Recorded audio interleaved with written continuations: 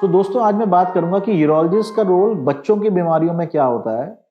सो जो बच्चों की यूरोलॉजी रिलेटेड बीमारी हैं, उसको कई तरह के स्पेशलिस्ट दे सकते हैं। जैसे यूरोलॉजिस्ट होते हैं, उनमें कई पीडियाट्रिक यूरोलॉजिस्ट होते हैं, कई पीडियाट्रिक सर्जन्स भी इसकी बीमारी का ट्रीटमेंट करते हैं और कई जनरल सर्जन्स भी ट्रीट करते हैं। बट मोटा मोटा ओवरऑल ये बीमारियां जो होती हैं, ये पीडियाट्रिक यूरोलॉजी या यूरोलॉजिस्ट के सर्कल में आती हैं। सो किस तरह की बीमारियां होती हैं जो यूरोलॉजिस्ट ट्रीट करते हैं या जो कॉमनली बच्चों में आती हैं? प्यूजे ऑब्स्ट्रक्शन, जिसमें किडनी का जो जॉइंट होता है यूरिन की ट्यूब यूरेटर से, वो खराब होता है। यूरेटर की बीमारियां, मेगा यूरेटर वेसिकुलर रिफ्लक्स, जिसमें कि जो यूरेटर का वाल्व होता है ब्लैडर से जुड़ने का, वो खराब होता है और यूरेटर फैल जाता है, किडनी किडनी की तरफ यूरिन बैक मारता है। ब्लैडर की परेशानियां, जैसे कि न्यूरोजेनिक ब्लैडर या ब्लैडर में स्ट्रिक्चर्स या पोस्टीरियर वेल्व। इसके अलावा जेनेटल एब्नॉर्मलिटीज, जैसे कि यूरिन का जो छेद है वो नॉर्मल ना होकर पीछे की तरफ हो, जिसको हम हाइपोस्पेडियस कहते हैं। लिंग में टेढ़ापन, जिसको हम कॉर्डी कहते हैं। फीमेल्स में यूरिन का रास्ता एब्नॉर्मल होना, यूरिन का वजाने का रास्ता एक ही होना, यूरोजेनिटल साइनस। सो ये सारी बीमारियां जो हैं, ये यूरोलॉजिस्ट के ट्रीटमेंट में आती हैं। और इन बीमारियों का ज़्यादातर ट्रीटमेंट सर्जिकल ट्रीटमेंट होता है।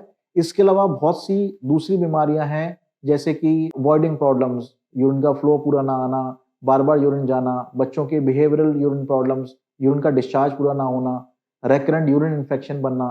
ये सब भी जो बीमारियां हैं या ये सब जो सिम्टम्स हैं, इन सब को भी यूरोलॉजिस्ट इवेलुएट करके मेडिकली या सर्जिकली इसको ट्रीट करते हैं। तो दोस्तों, कुछ चीज़ें इंपॉर्टेंट हैं जो बच्चों के लिए, बच्चों में जानना बहुत ज़रूरी है, पेरेंट्स के लिए या उनके सिबलिंग्स के लिए, बड़े जो उनके केयर टेकर्स हैं। जो यंग बॉयज़ हैं या जो बच्चा है, वो यूजली 4 साल के आसपास अपनी कॉन्टिनेंस अचीव कर लेता है। कॉन्टिनेंस से मतलब जब वो चाहे उस टाइम पे सिंपल यूरिन पास कर सके और यूरिन लीकेज बंद हो जाए। कई बार ये चीज़ थोड़ी डिले भी हो जाती है, बट यूजली 4 साल के आसपास या उससे पहले आप बच्चे से ना एक्सपेक्ट करें कि वो कम्प्लीटली ड्राई हो और उसको इस चीज़ के लिए पुश ना करें। जो बॉयज़ हैं, उनमें फोर स्किन का हाइजीन भी एक बहुत इंपॉर्टेंट चीज़ है।